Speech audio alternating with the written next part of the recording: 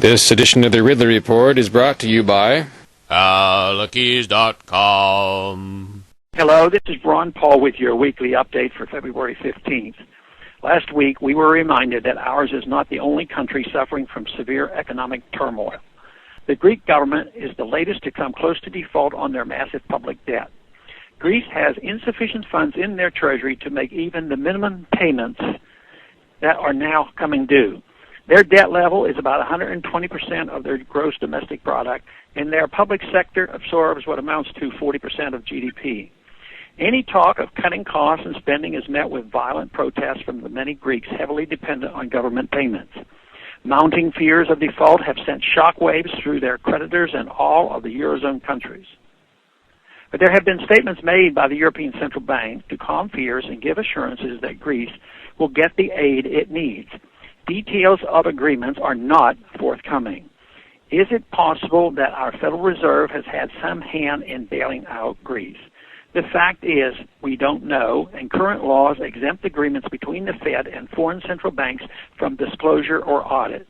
Greece is only the latest in a series of countries that have faced this type of crisis in recent memory.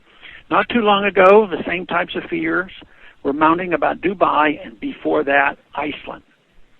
Several other countries, Spain, Portugal, Ireland, Latvia, are approaching crisis level with public debt as well. Many have strong ties to Goldman Sachs, and the case could easily be made that default could have serious implications for big U.S. banking cartels. Considering the ties between the Fed and these big banks, it's not outlandish to wonder if the U.S. taxpayer is secretly bailing out the entire world, country by country, even as our real unemployment tops 20%.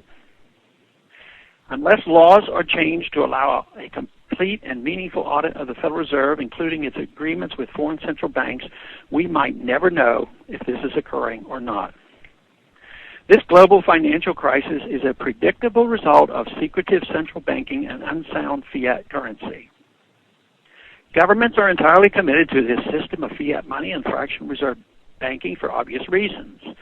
It enables them to do what they love most, spend hordes of money with near impunity. Without the limitations of sound money, governments will spend without limit.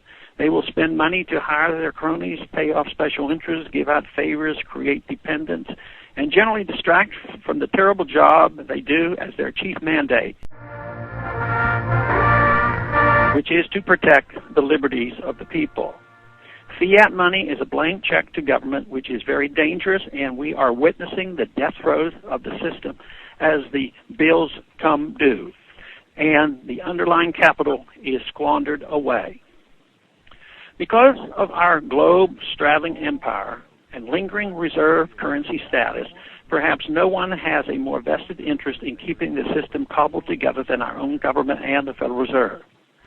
The agreements that Iceland and Dubai and Greece have negotiated can amount to little more than kicking the can down the road, as their overall spending habits remain largely intact. Fiat currencies are still legal tender, and more debt is issued on top of unsustainable debt. The American people have the right to know if they are going to be the ones holding the bag in the end, because the Federal Reserve secretly put them on the hook for it.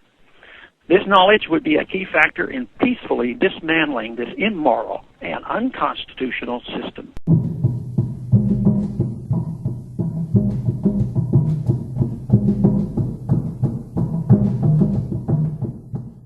Are you looking for work?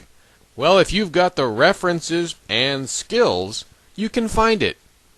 To learn some of those skills, visit Luckies.com, or better yet, drop by their vendor table at the New Hampshire Liberty Forum. Luckies.com.